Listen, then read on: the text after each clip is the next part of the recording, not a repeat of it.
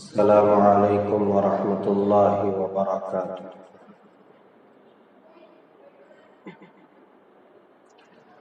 الحمد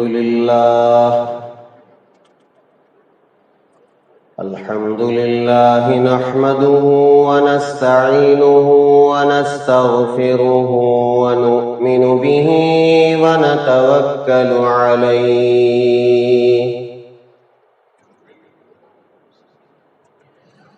ونعوذ باللہ من شرور انفسنا ومن سیئات اعمالنا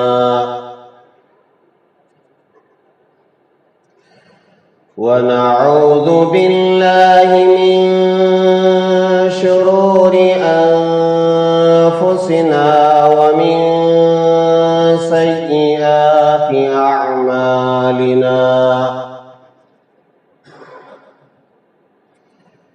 من يهده الله فلا مضل له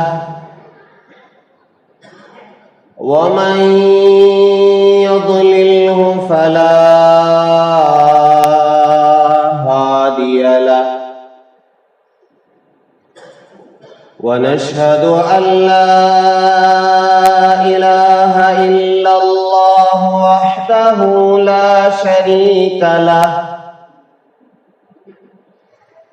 ونشهد أن سيدنا ونبينا ومولانا محمدا عبده ورسوله الذي أرسل بالحق بشيرا ونذيرا وداعيا إلى الله بإذنه وسراجا منيرا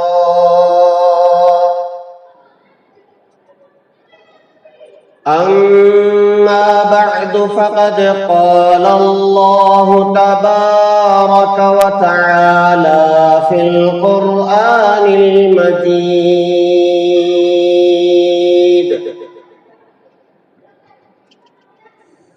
أعوذ بالله من الشيطان الرجيم. بسم الله الرحمن الرحيم. إن عدة الشهور عند الله 12 شهرا في كتاب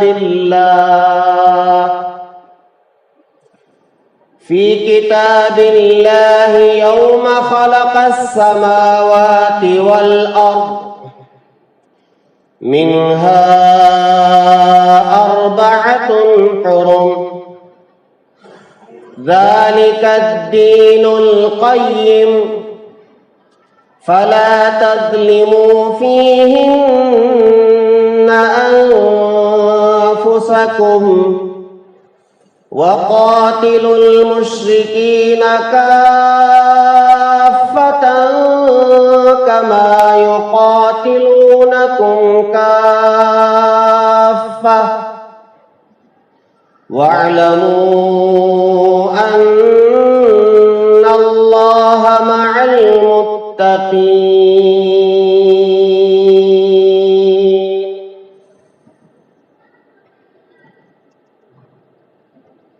آمنت بالله صدق الله العظيم وصدق رسوله النبي الكريم ونحن على ذلك لمن الشاهدين والشاكرين والحمد للہ رب العالمین.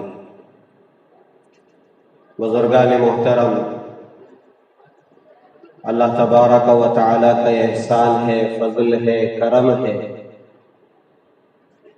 جس ذات وحدہ لا شریک نے مجھے اور آپ کو مسلمان بنایا، ایمان والا بنایا. ہمارے لیے ضروری ہے کہ ہم اپنی زندگی میں انہی چیزوں پر عمل کرے جس کا اللہ نے حکم دیا ہے اور رسول اللہ صلی اللہ علیہ وسلم نے حکم دیا ہے، اور ان چیزوں سے رکے رہے جن چیزوں سے اللہ نے اور اللہ کے رسول نے رکنے کے لیے کہا۔ یہ ہمارے لیے بنیادی چیز ہے۔ ایک مسلمان کے لیے ضروری ہے کہ وہ اپنی زندگی میں اس کا خاص خیال رکھے، ورنہ اللہ کی نافرمانی ہو جائے گی اور رسول اللہ کی نافرمانی ہو جائے گی، اور اللہ اور اس کے رسول کی نافرمانی کر کے کوئی مسلمان اپنی زندگی میں کامیاب ہو ہی نہیں سکتا۔ اسے اللہ کی رضا، رسول اللہ کی رضا حاصل نہیں ہو سکتی، اور جو کامیابی مرنے کے بعد ہے وہ حاصل ہو نہیں سکتی۔ اس لیے ہم جب بھی کوئی عمل کریں ہمیں یہ دیکھنا ضروری ہوتا ہے کہ اس میں اللہ کا حکم کیا ہے اور رسول اللہ کا بتایا ہوا طریقہ کیا ہے۔ چنانچہ یہ جو مہینہ چل رہا ہے رجب المرجب جسے ہم کہتے ہیں، اس مہینے میں بھی ہم مسلمانوں کے لیے ضروری ہے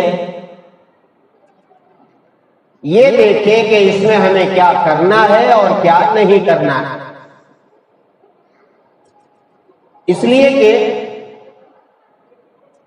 اللہ تبارک و تعالی نے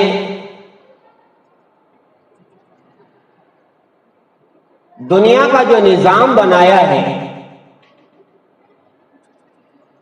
ان میں وقت کو بنایا ہے، ٹائم کو بنایا ہے، اور یہ وقت اور ٹائم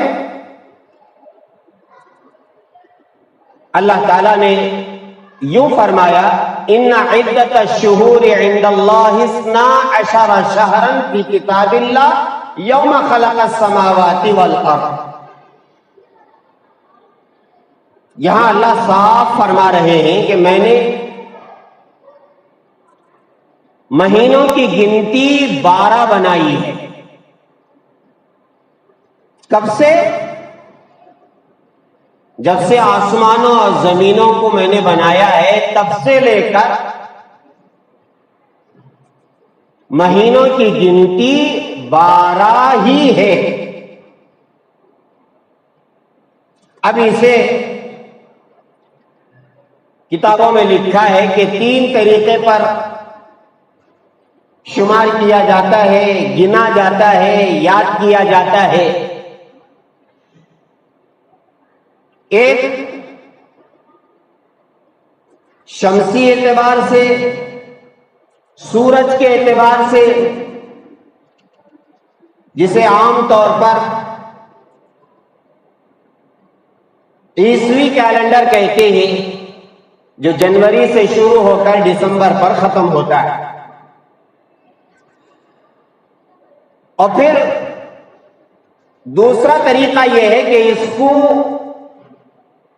قمری اعتبار سے یاد کیا جاتا ہے، چاند کے اعتبار سے یاد کیا جاتا ہے، جس کا پہلا مہینہ محرم الحرام ہے اور آخری مہینہ ذی الحجہ ہے۔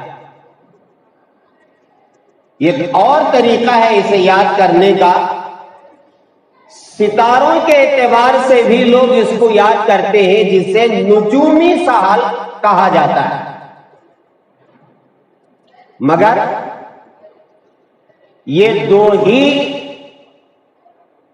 سال یا کیلنڈر لوگوں میں عام ہے، نجومی سال یہ اتنا عام نہیں ہے۔ ستاروں کے اعتبار سے لوگ معلوم کریں کہ کون سا مہینہ ہے اور کتنا مہینہ گزر چکا ہے۔ آپ سورج کے اعتبار سے دیکھیں تو یہ متعین ہے، اس کے مہینے اور دن متعین ہیں۔ چنانچہ یہ جو مہینہ گزر رہا ہے فروری کا، اس مہینے میں آپ دیکھیں کہ 3 سال 28 دن ہوتے ہیں اور چوتھا سال 29 اس کی تاریخ ہوتی ہے۔ یہ انہوں نے فکس کر دیا ہے۔ میں اس سے پہلے بھی یہ بات کر چکا ہوں، لیکن قمری جو سال ہے وہ چاند دیکھ کر شروع کیا جاتا ہے اور چاند دیکھ کر ختم کیا جاتا ہے۔ اور اللہ تعالیٰ نے قمری جو سال ہے، یا یوں سمجھے قمری جو مہینہ ہوتا ہے، وہ انسان آسانی کے ساتھ چاند کو دیکھ کر معلوم کر سکتا ہے، ایک اندازہ لگا سکتا ہے کہ آج کون سی تاریخ ہے قمری اعتبار سے۔ اللہ نے جو دنیا کا نظام بنایا ہے اس میں مہینوں کی گنتی، سال کی گنتی یہ سورج اور چاند ہی سے معلوم ہوتے ہیں۔ چنانچہ 14 دن تک یہ چاند بڑھتا ہے اور پھر 14 دن تک یہ چاند گھٹتا ہے، اور دیکھنے والا معلوم کر سکتا ہے کہ یہ چاند بڑھتا چاند ہے یا گھٹتا چاند ہے۔ اس کے لیے میں ایک چیز آپ کو بتا دیتا ہوں۔ جو بڑھتا چاند ہوتا ہے وہ مغرب سے پہلے طلوع ہو جاتا ہے۔ بڑھتا چاند شروع کے 14 دن مغرب سے پہلے وہ چاند طلوع ہو جاتا ہے، اور صبح صادق سے پہلے غروب ہو جاتا ہے۔ اسے ذہن میں رکھیں، بڑھتا چاند مغرب سے پہلے طلوع ہو جاتا ہے اور صبح صادق سے پہلے غروب ہو جاتا ہے، ڈوب جاتا ہے۔ اور جو گھٹتا چاند ہے وہ مغرب کے بعد طلوع ہوتا ہے اور صبح صادق کے بعد غروب ہوتا ہے۔ یہ اللہ کا بنایا ہوا اپنا نظام ہے۔ اب آپ یاد رکھیں کہ جو بھی اسلامی احکامات ہیں اس کا تعلق قمری سال سے ہے، شمسی تاریخ سے اسلامی احکامات کا تعلق نہیں ہے۔ آپ رمضان کے روزے شروع کریں تو آپ کو چاند دیکھنا ہوگا، اور وہ مہینہ رمضان کا ہوگا، اور آپ عید الفطر منائیں یا عید الاضحیٰ منائیں، آپ قمری اعتبار سے چاند دیکھ کر کے عید منائیں گے۔ اور جو زکوٰۃ دینا ہے یہ بھی قمری اعتبار سے ہے، شمسی اعتبار سے نہیں ہے۔ اور حج ہے یہ بھی ذی الحجہ کی تاریخ متعین ہے قمری اعتبار سے۔ تو جتنے احکامات ہیں وہ سارے کے سارے اگر وقت سے جڑے ہوئے، مہینے سے جڑے ہوئے، سال سے جڑے ہوئے تو وہ قمری سال سے جڑے ہوئے، شمسی سال سے کوئی احکام جڑے ہوئے نہیں۔ تو پھر جب رجب کا مہینہ آیا ہے تو ہمیں یہ دیکھنا ضروری ہے کہ اسلامی احکامات اس میں کیا ہے، اس میں کیا کرنا ہے، کیا نہیں کرنا ہے۔ اس کے لیے چند چیزیں کرنے کی اور بہت ساری چیزیں جو لوگوں میں عام ہو گئی ہیں، گھڑ لی گئی ہیں، بہت ساری خرافات، بہت سارے رسومات، جن کا اسلام میں دور دور تک تعلق نہیں ہے اور مسلمان کر رہا ہے۔ اب معلوم کرنا ہے وہ کیا کیا ہے اور پھر اس سے بچنے کی 100% کوشش کرنا ہے۔ اس عنوان پر میری بات پہلے ہو چکی ہے، لیکن رجب کے تعلق سے کچھ کہا جائے، کچھ سنا جائے، تقاضے بار بار آتے ہیں، تو اس لیے مناسب سمجھا میں نے اس کا تکرار ہو جائے۔ سب سے پہلی بات کہ اس مہینے میں کیا کرنا چاہیے، رحمت دو عالم صلی اللہ علیہ وسلم کی زندگی میں ایک عمل ہے جسے مستحب سمجھا جائے یا سنت سمجھا جائے، وہ یہ ہے کہ جب رحمت دو عالم صلی اللہ علیہ وسلم رجب کا چاند دیکھتے تھے تو دعا پڑھتے تھے، اللہم بارک لنا فی رجب و شعبان وبلغنا رمضان۔ میں نے یہ دعا گزشتہ جمعہ پڑھائی ہے آپ کو، اور آپ نے پڑھا، اور جو نہیں پڑھے ہیں وہ پڑھ لیں۔ یہ ایک عمل ہے، اور یہ دعا کیا ہے، اس دعا کا مقصد کیا ہے؟ اس دعا کا مقصد یہ ہے کہ سامنے رمضان آ رہا ہے تو رمضان کے لیے گویا ابھی سے اللہ تعالیٰ سے دعا کی جا رہی ہے کہ یا اللہ ہماری زندگی میں برکت عطا فرمائیے اور ہماری زندگی دراز فرمائیے، لمبی فرمائیے، تاکہ ہم رمضان تک پہنچ جائیں۔ یہ ایک عمل ہے، یہ ایک دعا ہے جو مستحب سمجھ کر یا سنت سمجھ کر پڑھ لینا چاہیے، ورنہ دوسرے مہینے جو شروع ہوتے ہیں، 12 مہینے جو چاند دیکھ کر شروع کیے جاتے ہیں، اس میں جو عمومی دعا ہے اللہم احلہ علینا بالیمن والایمان والسلامۃ والاسلام ربی وربک اللہ، یہ ہر مہینے کا چاند دیکھ کر پڑھنے کی دعا ہے، مگر رجب کا چاند دیکھ کر رحمت دو عالم صلی اللہ علیہ وسلم اپنی دعاؤں میں اضافہ فرماتے تھے، ایک زائد دعا پڑھتے تھے، اللہم بارک لنا فی رجب و شعبان وبلغنا رمضان۔ حضرت علماء کرام نے فرمایا کہ کرنے کا جو کام ہے وہ ہے دعا پڑھنا۔ اس کے علاوہ اللہ تعالیٰ نے اس مہینے کو عظیم مہینہ کہا ہے، حرمت والا، عظمت والا اللہ نے کہا ہے۔ اسی آیت میں منہا اربعۃ حرم، اللہ فرما رہے ہیں ان 12 مہینوں میں 4 مہینے بڑے عظمت والے ہیں، حرمت والے ہیں، برکت والے ہیں اور تعظیم والے ہیں۔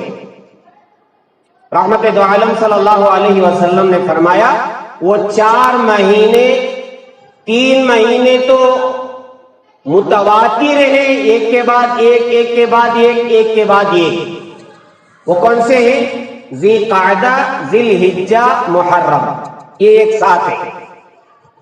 اور پھر چوتھا مہینہ جو ہے وہ رجب المرجب ہے، جو جمادی الاخری اور شعبان کے درمیان میں ہے۔ یہ حدیث میں آپ کو بتا رہا ہوں۔ جب اللہ تعالیٰ نے فرما دیا کہ یہ مہینہ عظمتوں والا ہے تو پھر اس میں کیا کرنا چاہیے؟ اللہ تعالیٰ فرما رہے ہیں فَلَا تَظْلِمُوا فِيهِنَّ أَنفُسَكُمْ، ان مہینوں میں اپنے جانوں پر ظلم نہ کرو۔ کیا مطلب؟ ان مہینوں میں گناہ کر کے اپنے جانوں پر ظلم مت کرو۔ اللہ تعالیٰ کی نافرمانی نہیں کرنی ہے، جان بوجھ کر تو کوئی گناہ نہیں کرنا، بھولے سے کبھی ہو جائے تو فوراً توبہ کر لینا۔ تو اللہ تعالیٰ یہ فرما رہے ہیں کہ ان مہینوں میں 100% گناہوں سے بچیں۔ گناہ اللہ تعالیٰ کی نافرمانی کو کہتے، رسول اللہ کی نافرمانی کو کہتے۔ نماز چھوڑنا گناہ ہے، اور جھوٹ بولنا گناہ ہے، سود لینا دینا گناہ ہے، بد نظری کرنا، برا دیکھنا، برا بولنا، برا سننا، بری جگہ چلنا اور برے کاموں میں ساتھ دینا، یہ سارے گناہ ہیں۔ ان سے 100% اپنے آپ کو بچائیں، یہ اللہ تعالیٰ کا حکم ہے، اور اللہ تعالیٰ کا حکم ہی ہمارے لیے سب کچھ ہے نہیں؟ حجاب کے معاملے میں آپ دیکھیں، چیف جسٹس نے کہا ہے کہ اگر ہم حجاب میں مداخلت کریں گے تو یہ قرآن میں مداخلت ہو جائے گی، صاف صاف ہے۔ اور قرآن میں مداخلت کوئی مائی کا لال نہیں کر سکتا، نہیں کر سکتا، نہیں کر سکتا۔ جو کرے گا وہ عذاب میں گرفت ہو جائے گا۔ قرآن کے احکامات اٹل ہیں، فیصلہ کن ہے، کوئی عدالت اسے بدل نہیں سکتی، کوئی عدالت نہیں بدل سکتی۔ اللہ کا فیصلہ، اللہ کے رسول کا فیصلہ اٹل ہے۔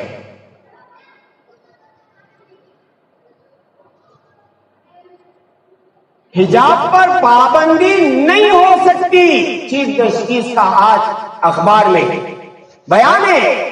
بے شک ہم سلام کرتے ہیں اس چیف جسٹس کو جس نے صاف طور پر کھلے لفظوں میں کہہ دیا کہ ہم قرآن میں دخل اندازی نہیں کر سکتے۔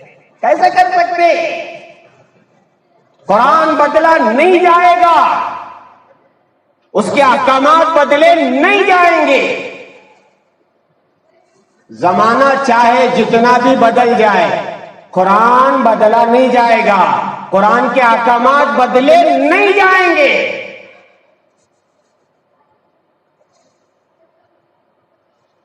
حضرت عمر فاروق رضی اللہ تعالیٰ عنہ کے پاس ایک مسلمان منافق آیا اور آ کر کہنے لگا کہ آپ ہی بتائیں، یہ جو زنا ہے یہ میری ہے، میری طرف فیصلہ ہونا چاہیے تھا۔ اب اس کے ساتھ میں جو یہودی تھا اس نے کہا کہ عمر یہ فیصلہ پہلے ہو چکا ہے۔ پوچھا کہاں؟ رحمت دو عالم صلی اللہ علیہ وسلم کے پاس۔ محمد اس کا فیصلہ کر چکے ہیں کہ یہ زنا میری ہے، اب یہ آپ کے پاس آیا ہے فیصلے کو بدلوانے کے لیے۔ حضرت عمر فاروق رضی اللہ تعالیٰ عنہ سیدھے اندر گئے اور اندر جا کر کے ننگی تلوار لائی اور لا کر کے اس کی گردن اڑا، وہ جو مسلمان یہودی تھا، اور پھر فرمایا جو رسول اللہ کا حکم نہ مانے اس کا یہی فیصلہ ہے۔ اللہ کا حکم بدل سکتا ہے، قیامت کی صبح تک اللہ کے احکامات نہیں بدلے جائیں گے۔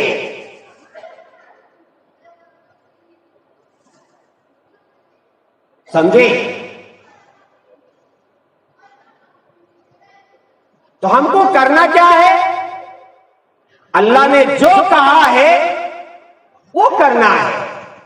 اللہ نے کہا یہ مہینہ بڑا عظمتوں والا ہے، ہم اس میں گناہ نہیں کریں گے، ایک کام۔ اب جب گناہ نہیں کریں گے تو دوسرا کام کیا کریں گے؟ اللہ تعالیٰ کی فرما برداری کریں گے، نمازوں کا خوب اہتمام کریں گے، تکبیر اولیٰ کا خوب اہتمام کریں گے، قرآن مجید خوب پڑھیں گے، ابھی سے ذکر و اذکار خوب کریں گے، فرائض کے ساتھ سنتوں کا اہتمام کریں گے اور نوافل کا اہتمام کریں گے۔ یہ کام کرنے کے،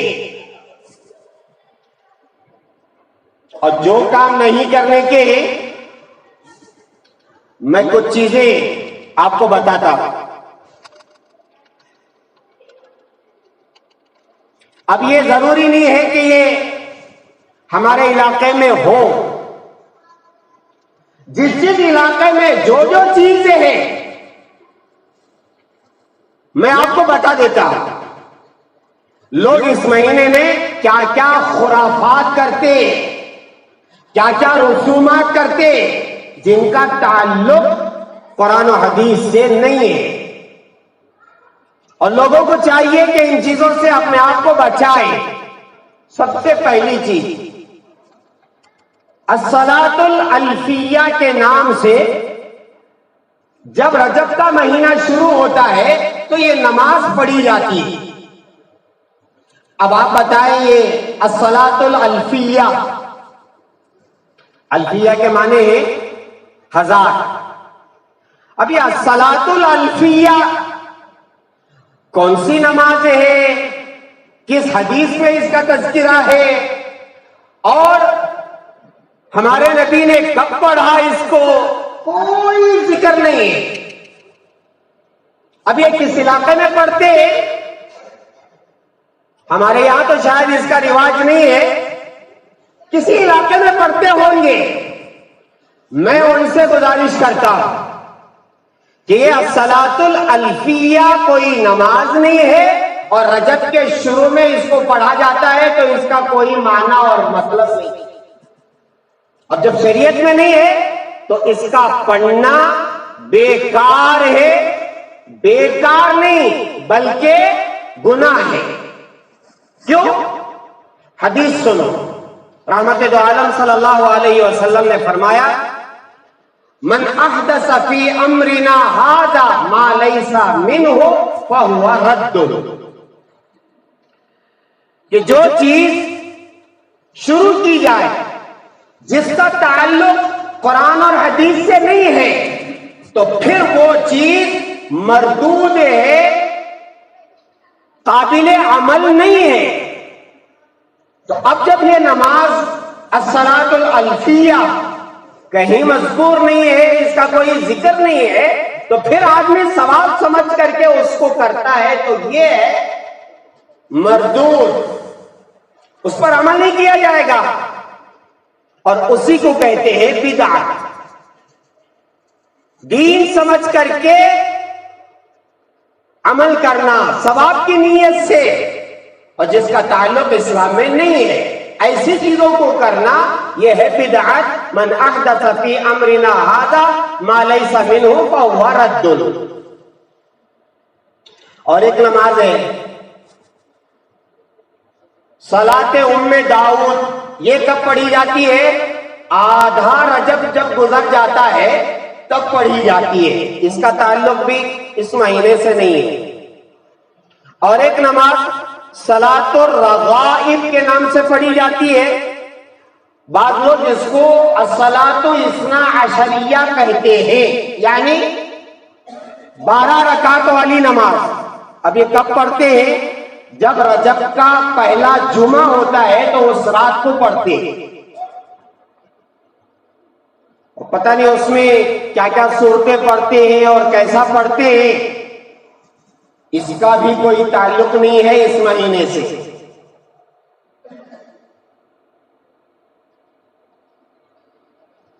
مجھے ہنسی بھی آئی اور افسوس بھی ہوا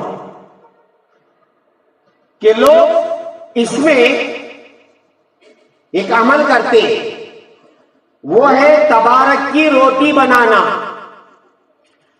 ہمارے لوگ کھانے پینے کے بارے میں تو ماشاءاللہ بہت آگے. تبارک کی روٹی بناتے ہیں. اب یہ تبارک کی روٹی کیا ہے سنیں. جمعہ کے دن میٹھی روٹی بناتے ہیں اور پھر 41 مرتبہ سورہ ملک تبارک الذی بیدہ الملک پڑھتے ہیں اور کیا کرتے ہیں؟ کھاتے ہیں. اس کو تبارک کی روٹی کہتے ہیں. یہ عمل کہاں ہے میں پہلے ہی بتا دیا, پتہ نہیں کہاں ہے. ہو سکتا ہے یہاں ہو سکتا ہے نہ ہو, لیکن بعض لوگ یہ عمل کرتے ہیں جمعہ کے دن. تبارک کی روٹی, میٹھی میٹھی روٹیاں, ماشاءاللہ. کھانے پینے میں تو ہم کبھی پیچھے ہٹے نہیں, کبھی نہیں ہٹے. اب یہ میٹھی روٹیاں رجب میں جمعہ کے دن بنا کر کے اب اس میں 21 مرتبہ سورہ تبارک سورہ ملک پڑھ دیتے ہیں. اب وہ گویا دین کا کام بن گیا. قرآن پڑھا گیا ہے 41 مرتبہ 41 ٹائمز. ہاں, یہ برکت والی روٹیاں ہو گئی. اس کا تعلق بھی اسلام سے نہیں ہے. اب سنو, ہمارے یہاں کچھ چیزیں رجب میں بعض لوگ خاص طور پر عمرے کے لیے جاتے ہیں. فرمایا گیا ہے کہ رجب میں خاص طور پر عمرہ کرنا, اس کی کوئی الگ سے فضیلت نہیں. رجب کی پہلی رات بعض لوگ خاص فضائل سمجھ کر غسل کرتے ہیں, اس کا بھی کوئی تعلق نہیں ہے. مخصوص طریقے سے مخصوص صورتیں نماز میں پڑھتے ہیں رجب میں, اس کا بھی کوئی تعلق نہیں ہے. مخصوص وظائف دعائیں اس رجب کے تعلق سے پڑھتے ہیں. ایک دعا کا ذکر تو میں نے کر دیا, اس کے علاوہ کوئی دعا کوئی وظیفہ نہیں ہے.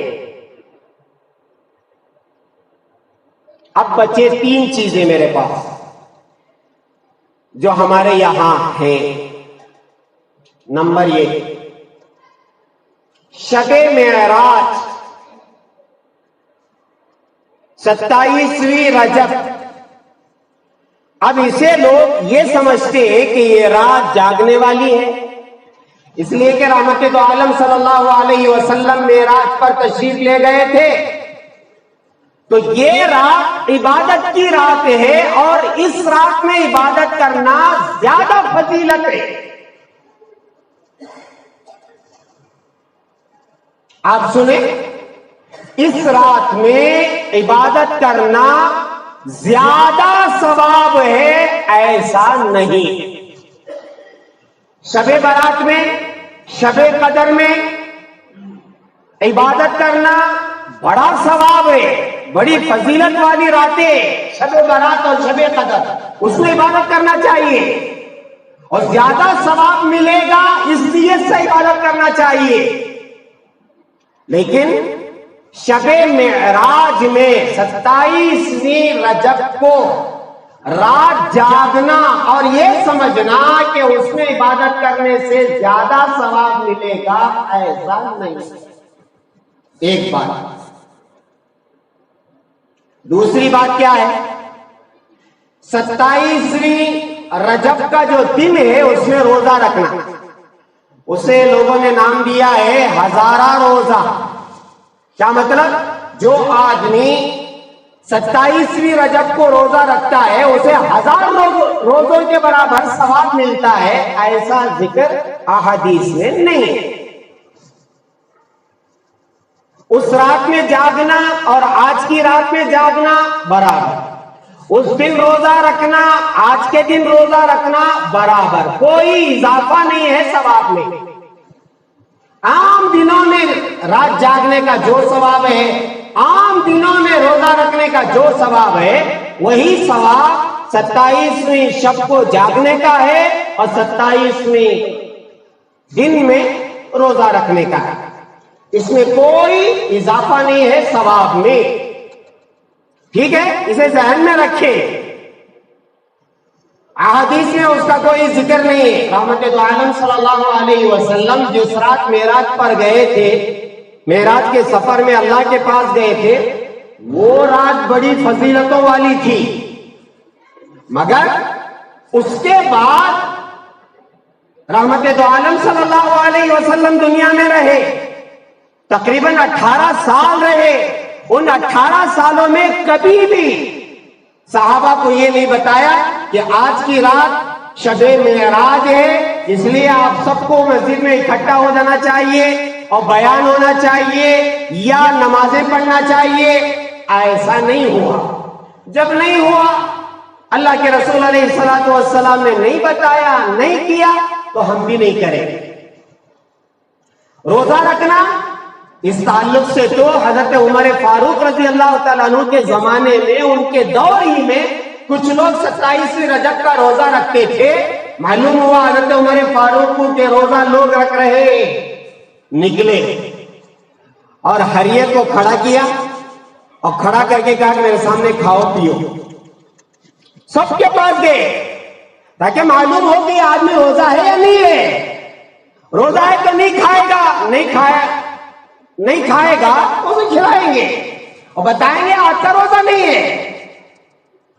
تو حضرت عمر فاروق رضی اللہ تعالیٰ عنہ باقاعدہ لوگوں کے پاس جا کر کے کھلایا، پلایا، بتایا آج کا روزہ نہیں ہے، خاص روزہ نہیں ہے۔ عام روزہ ہے، رکھنا چاہے رکھ لے، عام روزہ اسے ذہن میں رکھیں۔ اس رات میں جاگ رہے ہیں، آج بھی جاگ رہے ہیں۔ بعض لوگوں کو جاگنے کی عادت ہے، تہجد پڑھنے کی عادت ہے، روز پڑھے۔